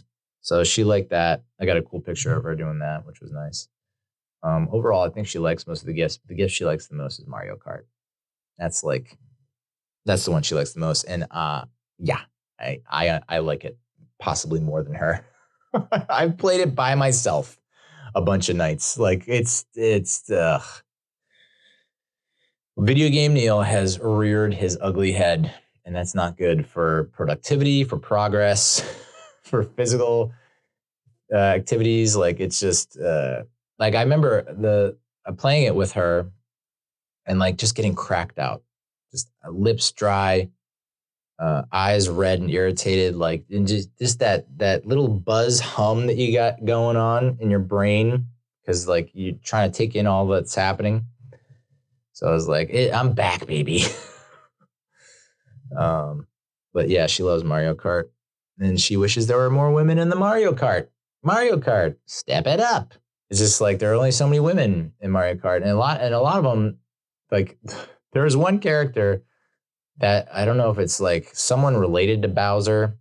There's like Bowser Jr., there's Morton, there's Roy, right? There's Dry Bowser, which I always was like, so is the other Bowser a wet Bowser? Is there a wet Bowser? How dry are you, bro? But there is a woman, I guess a female one, that has like a bow that's supposed to, even though she has 0 hair, has a pink bow on her head, and then the biggest lips you've ever seen in your life. And my daughter picked up on it. I was like, does she have a pacifier in her mouth, or are those her lips? I was like, oh, burn, snap. You need to go on Andy Cohen's show on E! So yeah, Mario Kart has been tons of fun. Although she does this thing where she asked me to get her something. She's like, I need water. Can you give me water, please? Or I need milk. Can you give me milk, please? I'm hungry. Do you have any more food? Do you have any snacks? I need some snacks. I'm just like, all right, I'll get up and get you something. So then she'll pause. She's like, oh, I'll pause it for you. So she pauses it. I get up and go into the kitchen, and then she unpauses it. And it's like, lady, we're on the same team. Literally, we're in 2 teams and I'm on your team. We're going to lose because you keep on pausing. And I was like, eventually I was just like, that's really mean. Like, I'm getting up and doing something nice for you, and you're going to go and do that to me? Stab me in the back? So I don't know. I think I pretty much overreacted on that one, like I do to everything else. I did get to meet my girlfriend's daughter for the first time. I've read articles about this kind of thing where, I guess the average length of time that you should wait is like 6 to 12 months or something like that. But her daughter is on the older side, 11, and just turned 11. So, she has been mentioning me to her. And so we felt like it was the right time to do it. And what better day to do it than on Martin Luther King Jr. Day?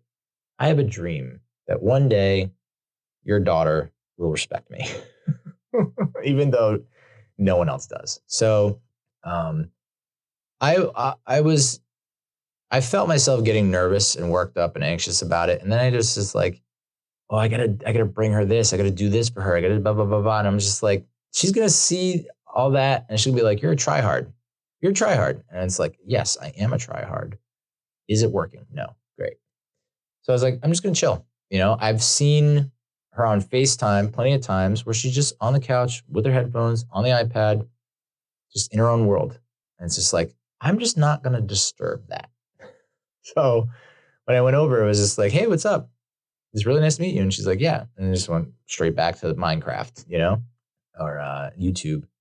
So, did we exchange a lot of words? No. Did we have a conversation about what you call a horse that has wings and a horn? Yeah.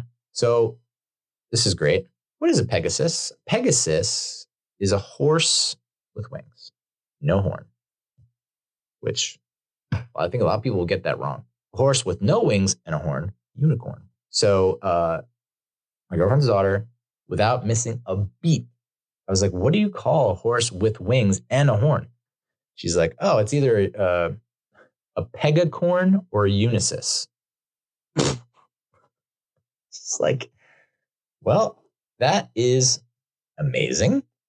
Thank you. I'm now smarter. And now I can hang with you. What's up, fellow kids? So yeah, that was a great time. I went over to the girlfriend's house again. Later, we had pumpkin lasagna. What? With some Grenache Syrah. So good. I think meeting the daughter went really well. Not a lot of words exchanged, but it was like, in my head, it's like, she stayed on the couch with us. She didn't have to. There's more than one room. She has her bedroom. She has the basement. There are other places she could have gone, and she stayed on the couch. So it's like, to me, that was like, I'm being presented with the trophy, the Lombardi, there's confetti. I did it. Man, the weather that one week was brutal. But I don't know what's going on with the schools and the closings and the late openings, where it's like, none of this shit happened when I was a kid, and maybe there's a reason why. It's like, even though I'm like sledding and tubing, or heading to school and going to school, there were people that were getting in accidents, and it was causing mayhem and chaos. So very overly cautious, I feel like, this winter. It was like any chance of ice or snow to automatic delayed opening, and and closures galore. So kind of threw a wrench in a lot of the work that me and the ex were trying to do, but crazy thing that happens with the GF that I would be freaking the fuck out if this were happening to me. The blood vessels pop in her fingers. Okay. To me, when I hear that a blood vessel pops, it's like, you have 1 minute to live. 1 minute till death. So I think I'm thinking about a blood clot, maybe. Pop clot kind of sounds the same, but her blood vessels pop in her fingers. And it's been happening since freaking high school. And I was like, don't you want to, and you have no idea why it happens. You have no idea, figure out like what's going to happen. So just because it's been happening for 20 years doesn't mean like it's like this benign thing that's not gonna like shorten your life. Don't you want to know? So turns out, yeah, it is a benign thing. And it happened when we were at Emo Karaoke, which teaser, it's coming up. Stay tuned. But before Emo Karaoke, she came over to my place. Holler at your boy. And I did my best to look this pile of steaming dung look presentable. Threw some glitter on it, and I think I did a pretty good job. Well, cleaning is a pretty good workout, especially when you don't do it a lot. Normally you're supposed to clean as you go, and it's not as bad. I like to save it for like once every other weekend, and just it takes me like 2 hours, and it's just like, it's a good workout. But she came over. We made some guacamole. We got some big ass tumblers, my favorite. I think you can, if you're watching the video, got this big guy right here. It's not a Stanley Cup. I don't understand like Stanley Cups, what the obsession is and the fascination is. I don't really want to know. I think it's unfair as a casual hockey follower and a sports fan that it's called Stanley Cups. What are you doing? This sanctioned, this license, this is approved by the NHL. Do you have express written consent of the National Hockey League? But so we have big ass tumblers and we made some big ass drinks, which was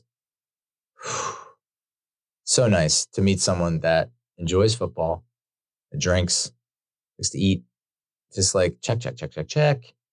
All those boxes. So we ended up taking an Uber to Metro North. I've been meaning to go there for a while. I've been thinking about I thought about taking my daughter there plenty of times, but I was like unnecessary, especially after all the fancy schmancy restaurants we went to in the past, where I'm spending money at the Ace just to have her climb me like a jungle gym and not eat her food. It costs way too much money. So Metro North, we got there, pretty good spot. I drive by it every time I drive her to school. And then on the way back home, when I'm driving, when I pick her up and driving her back home from school, we pass by it, and the parking lot is always full to the brim. And and inside it looks great. I mean, it's a great spot. We had some dirty martinis, and the martinis came with ice chips in them, and I was like, "¿Qué pasó? What is this? ¿Qué es esto?" And my girlfriend, being a former bartender, was like, "That means it's good." And I was like, "Oh, snap." Because I've never had a martini with ice chips in it. I've only had martinis with no ice chips. And I've had a lot of what I thought to be really dynamite martinis. Marvelous, if you will. So to find that out, I was like, what kind of world have I been living in? You've been opening up my eyes. And my olives were stuffed blue cheese. She's not into the blue cheese stuffed olives. She wanted hers extra dirty. And I gotta say something. Find you a woman who likes her martinis extra dirty. Okay, only good things can happen. I also had a maple pecan or pecan, if you're a snob. Maple pecan old fashioned. Was it as good as the martini? Nay, but still a pretty neat drink to get. I feel like it was fairly inconsistent between the two of ours. We both got it.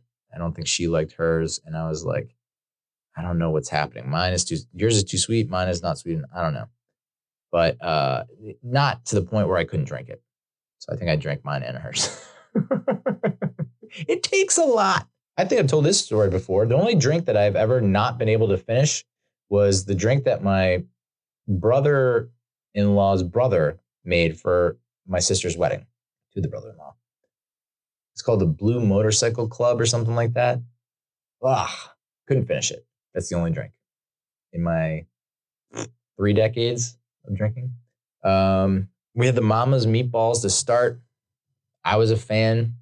She was not. I think she said that they were too packed, too dense maybe, or too soft. And that's one of the things. I guess you want a nice hard crust, kind of a little bit of a hard, crunchy crust maybe. And then in the inside, I don't know, not enough meat or too fine meat.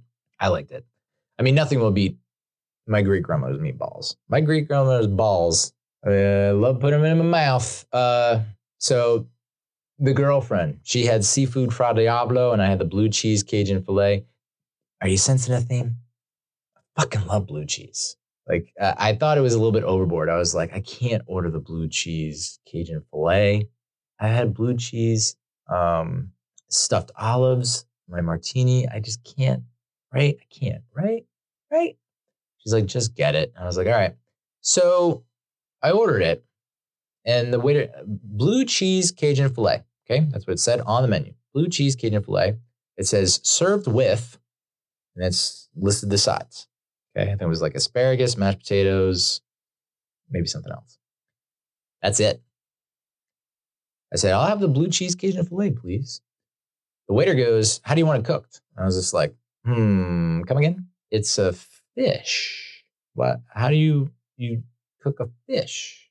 The fish is cooked. Like, and I was like, and then I realized at that moment, I don't know how it happened, but I was like, medium, because I was thinking like, maybe if I get it too raw, then I'll get sick. And so my girlfriend was like, he'll take medium rare. Thank you. And I was like, wait a second. What a tick. It's a filet mignon. It's a fucking steak. I had no idea. I thought it was a fish. It's a filet mignon. But why wouldn't you say blue cheese Cajun filet mignon? It's one word. Unless you're paying by the word and you like reached your budget on character limit on the fucking menu, just throw a mignon in there. But I thought 1,000% it was a fucking fish. And it was a filet mignon. And it was delicious and nutritious. So the mashed potatoes were good. Asparagus was good. And then we ended the night with a nice cheesecake dessert. So nice to have someone in my life that also enjoys cheesecake as much as I do. So that was Metro North. We spent a good amount of time there.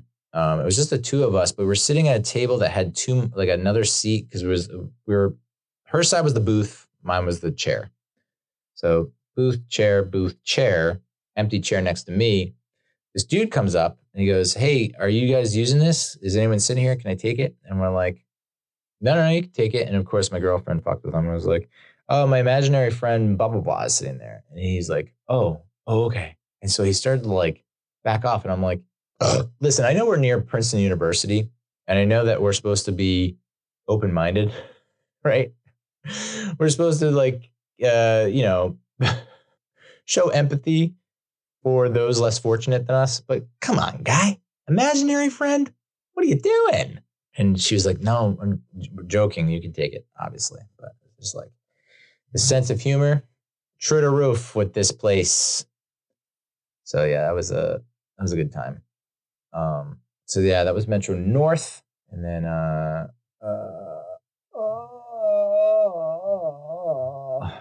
won't even get into the fucking commute that I had. I can't wait to work remote 100%. It's gonna be sweet. Emo Karaoke. We'll finish with this. Emo Karaoke. So a couple weekends before that emo karaoke night, we had hung out with some of my girlfriend's friends that live in Pennsylvania, Pennsylvania. She used to bartend with the one friend, or the both of them. And now they are married and have kids. So we went and visited their home, very nice kids. Went to a brewery, and at the brewery they had arcade games. There was a food truck, really sweet spot. I kind of would love to have that in this area. It probably exists. I just haven't done the research, but I also feel weird. Just like, it's just a dad and his daughter at the brewery. I still am not comfortable with how people think about it. Why do you care? Great question. So is that there? They were like, hey, would you guys like to come to emo karaoke night? And we're like, whoa, how'd you guys know that I was emo in high school? Like, so yeah, I got into emo shit when I was a teenager, like the latter part of high school, and then the most of college, and then the little bit after college. Where it was like there was a pretty healthy mix of emo songs in my playlist. Now, emo, it has a very broad range for me. And this playlist also broad range. We're kind of keeping it loosey-goosey with the definition for emo. It's not just strictly confined to this one, what you stereotypically think of emo. So we were like, yeah, hell yeah, that sounds awesome. So I, like a psycho, decided I'm going to listen to this. My thought process is, okay, we're going to go to this place, this brewery. They're going to have a little room to the side, and it's going to be like us and maybe like a couple of their friends, like maybe half a dozen, maybe a dozen people, but very small crowd, and everyone's going to get a turn. So I was like, I got to brush up on my emo because it's been a while. My Spotify like songs, it's like all hip hop, R&B, and rap from the 90s and 2000s. And then my Amazon Music is all like classic rock like songs per song. I don't know what's going on. So emo has kind of, left my life for a long time. So I had to brush up on it, especially since there's a whole other, like, I would assume the actual true emo I'm not really into. Like, there's a few songs that are emo that it's like, yeah, I love it. But then most of them, it's like, hey, guy, come on, pull yourself up by your bootstraps and get back out there. So I listened to it. The playlist on Spotify, the Emo Karaoke playlist, was like 120 plus songs. So on the Friday before, the day before, I listened to pretty much almost 8 hours. I listened to 100 plus songs, emo songs, on this emo playlist. And I was like, it gets to the point where I was like, this is a popular song. This is what people are into. Just, you're like, have some cheers with your wine, dude. Fucking wambulance. Cheese cries. So yeah, I was just like, this is, I feel like, I'm emo. I've turned emo from listening to nonstop emo. So I ultimately curated a list of like 20 songs that I was like, all right, I'm comfortable with these 20 songs. And I have to say, maybe of the 20, like one was truly positively emo. It was mostly my playlist that I pulled from their playlist was like Blink-182, Green Day, Jimmy Eat World.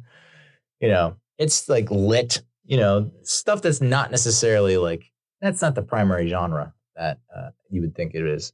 So we end up going there. Well, we made Mediterranean bowls. The girlfriend and I she came over, we made Mediterranean bowls from Green Chef. I signed up for Green Chef because it was like, first box is free. And I was like, I love free box. And then it was like 20% off your next 5 boxes. I was like, all right. So I've been cooking a lot more. And I fully realized that I do not have nearly the right equipment, enough of the right equipment to make meals in a timely manner. Like, I am improvising like crazy.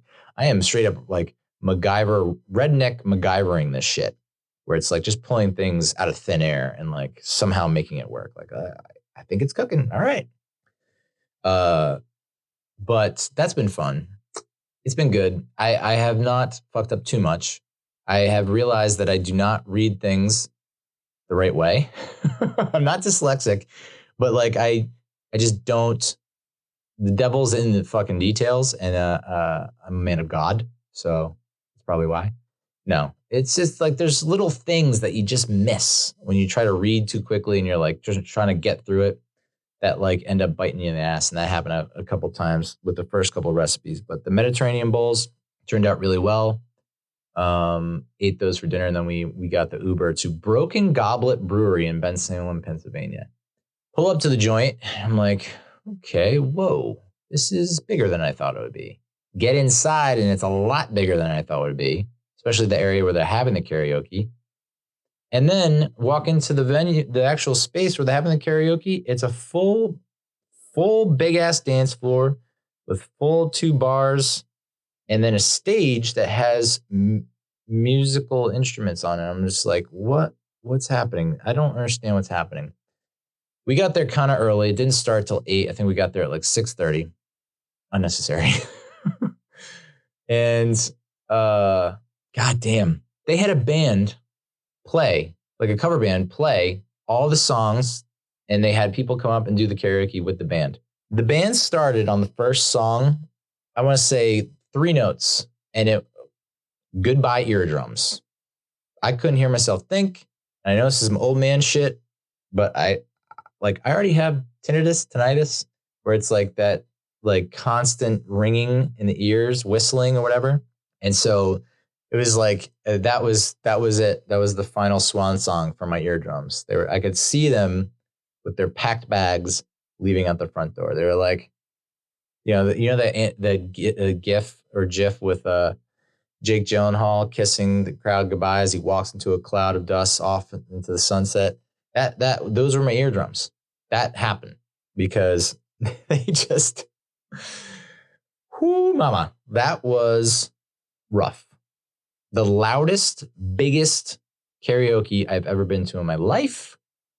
And it was absolutely packed by the time it started, where it couldn't really move too much. And like trying to get to the bar and come back from the bar was an adventure every time. It was like basically the maze book that I bought for my daughter for Christmas. It was like, no, that's a dead end. We're going to go back here. Oh, dead end. Okay.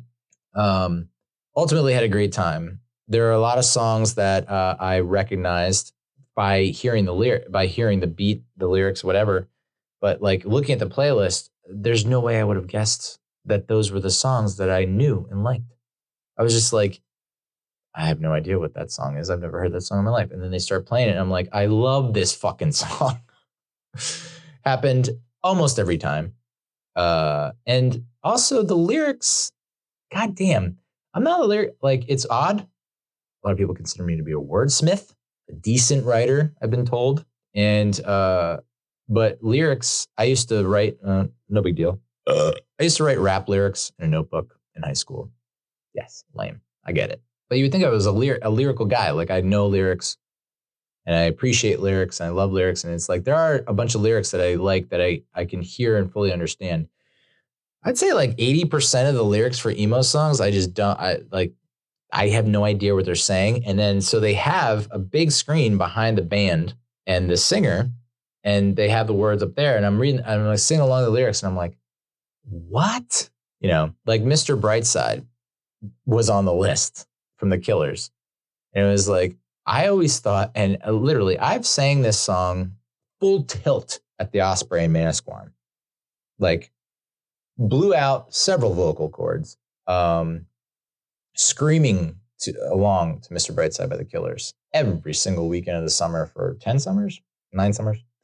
And I always thought it was, hold on. I don't want to fuck this up.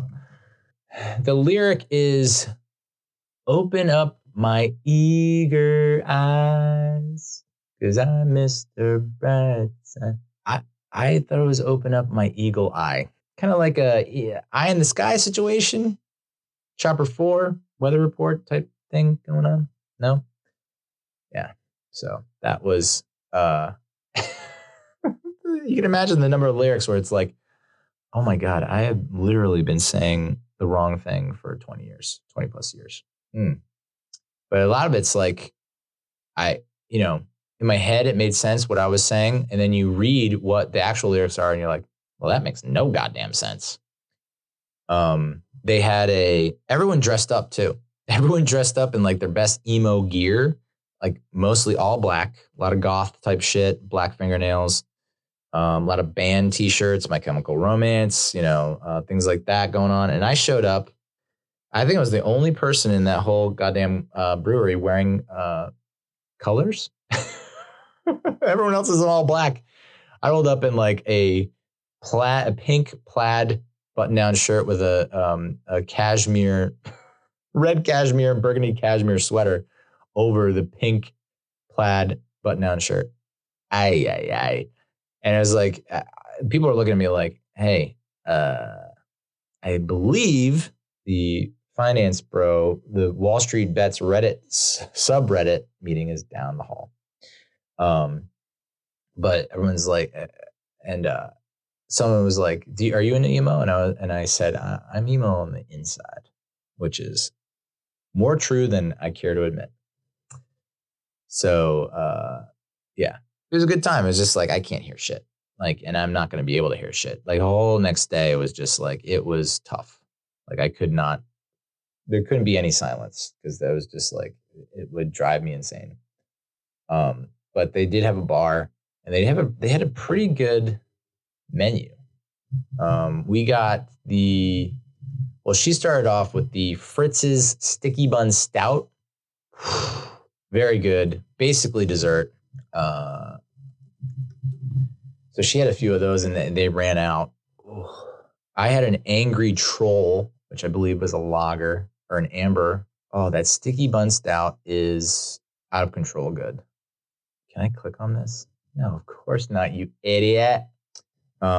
So I started off with the Angry Troll. She eventually moved. I had to make a judgment call because they were out and I couldn't go back and ask her. So I got her an oatmeal stout, which was basically, essentially like, or no, did I get the oatmeal stout? I think I got an oatmeal stout and she got the other stout that was essentially like a Guinness. She was like, all right, this is right. And what else did we get? There was a noise reduction nitro. That was pretty good. I had a few of those. Got a couple of mixed drinks in the mix. But what freaked me out, so the bathrooms, they had 4 doors, 4 separate restrooms. The good, the bad, the funny, the ugly. I think I went in the good. So in the good, they have all good reviews, like from Yelp and whatnot on the wall. In the bad, I guess they have all the bad reviews of the brewery and all their drinks. The funny is just like, I can't remember what the funny was. I didn't go in the funny. I don't know if anyone went in the funny, but the ugly is like, it's basically, is it a mirror? Is the funny, they have people, like a video of people laughing at you at the urinal or at the toilet. And then the ugly is like just a mirror. I don't know. It's pretty fucked, but pretty cool. And then every time I went to get a drinks to the bar, and every time I went back, I got freaked out by the mannequin wearing an Eagles jersey. I must have gone half a dozen to 10 times walking past the thing, and every time I jumped. It's like, whoa, Jesus. Because the mannequins don't look like humans. They look like aliens. And the Eagles jersey is just, I can't be around Eagles jerseys. We know that for sure. So Emo Karaoke, very nice. Yeah, there was a guy, there were a couple of guys that got up that was just like, I think it was the 1, 2, 3, 4th guy. He was wearing a tight pink Pokemon shirt. And I forget what song he did, but it was just like, this is some pro level shit. But every singer that got up there was super into it and just like crushing it. So it was a good time. Would I do it again? I need earplugs, dude. If we're going to do that again, I need earplugs for sure. I thought that if I got up there, I was going to do Just a Girl by No Doubt. Yeah, put a little twist on it. So that was, I don't know. I don't know if that will fly with the new generation, but for my generation, it's a cool little kink twist. And so we got our coats to go outside. There's a food truck, the Spuddy Buddies Fry Factory or whatever, where they have all kinds of different fries that are exorbitant in cost. And I asked my girlfriend, she got a cup and a bowl. Now, picture a cup, okay? What you're picturing, too small. Picture a bowl. What you're picturing, too small. The cup and the bowl are gigantic. We got a cup and a bowl of fries. I think the bowl was like bacon ranch, cheesy bacon ranch that was just like, holy fuck. Like I can just feel the arteries clogging up and it feels delicious.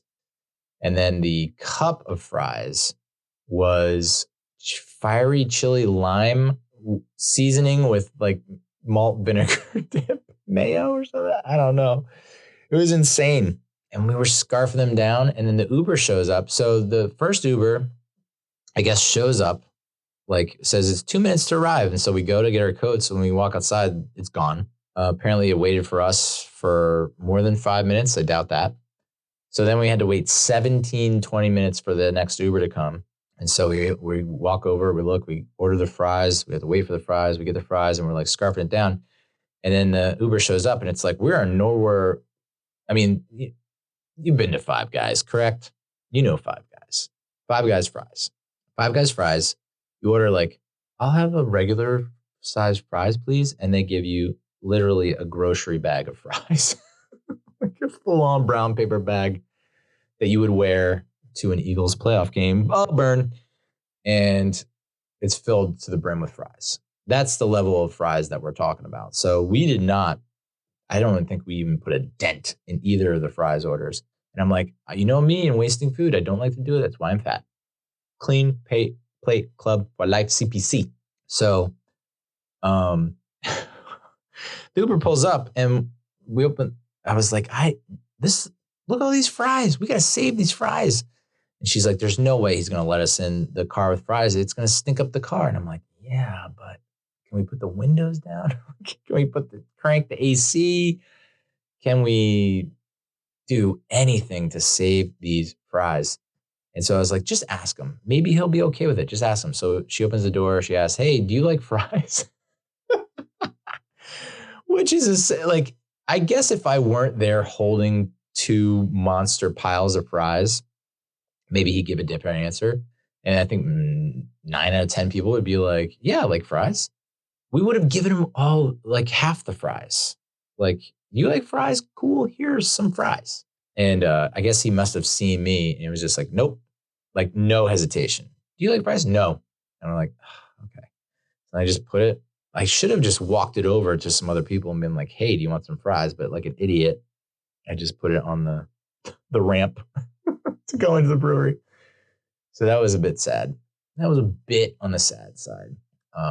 But yeah, I mean, there was some good emo. Did it need to be that loud? No. I'll say it. Is that lame? Yes. But did it need to be that loud? No. Was it cool as fuck? Yes. Did it need to be that loud? No. So you could just tell, like, even the bartenders serving me were just giving me the eye, like, what in the fuck are you doing here? Like, they're all tatted out, piercings, like ironic t-shirts, like black rim glass, just the full 9, like picture emo or punk. And it's like, boom, you're correct. And then picture me, 0 tattoos, 0 piercings, 0 black clothing. Yes, I would like a noise reduction nitro, please. So yeah, but would I do it again? Yes. Do I need earplugs? Yes. But yeah, so that's life. Thank you. What's coming up? What's on the horizon for coming up? Super Bowl Sunday. The past, I don't know how many Super Bowls I have had my daughter. 5, I guess. It would be 5. She's 5. That was pretty simple math. So past 5 Super Bowls, I've been with my daughter on Super Bowl Sunday. And I've also been either just me and her, or it's been me, her, and her mother. And her mother just could not care any less about football, especially if the Eagles are not playing, our favorite team. Neil, that's on you. You married an Eagles fan. Why'd you do that? Stupid. So this go around, I was able to manage to get Bree's, my daughter's mother, my ex, to take Bree for Super Bowl Sunday, because the past couple of years, it's like I make this entirely way too much food for one person to eat, because she's not eating any of it. Like 7-layer dip, chicken wings, like chili, like what? Why? And then I eat that for the rest of the week, and then I need a crane to leave the apartment, a forklift. But so, and it's always been I overeat because I have my daughter just being like, I don't want to watch football. I don't want to watch football. There's nothing to eat. Da-da-da. And it's just like, please, God, serenity now. And so then I compensate by just stuffing my face to the point of severe discomfort. So this go around, the mother is taking my daughter. And so that I get to go to my girlfriend's place, who, she's got all kinds of stuff in the works in terms of like meals and snacks and foods and drinks galore, and a game, like a almost like a drinking game, but a watch party game for the Super Bowl. Like, if there's a safety, pick a paper from the bowl and do what's on the paper, and This an amazing, we brainstormed a lot of the ideas for it. And I think it's going to be really cool. And the goal, the initial modus operandi for this game was so that her daughter would watch with us, because her daughter's not really into football. She's into Green Day and squishy things, sanding and painting squishy things, which I didn't know how that happens. Minecraft, she's not into football, so we wanted to get her to watch football and be part of the party, part of the group, and whatever. So we came up with this game, but ultimately, I think this game is for us. I think ultimately we're going to be so into it that the daughter's going to be like, yeah, this. Why am I doing this? I'm a tween. I'm not supposed to be enjoying any of this. Bye. So that should be fun. And then the following weekend, going to the Sugar Shack in New York State. Sugar Shack, customized shipping container home, cargo container home. That is probably like 2-minute walk to downtown. It's got a hot tub. Holla. So yeah, 1st of February is turning out to be pretty damn cool. Of course, Valentine's Day is coming up. And my lady said she does not like or want anything for Valentine's Day, or doesn't want it to be a big deal. And so that has put my fucking brain in a pretzel. So I'm like, is this a test?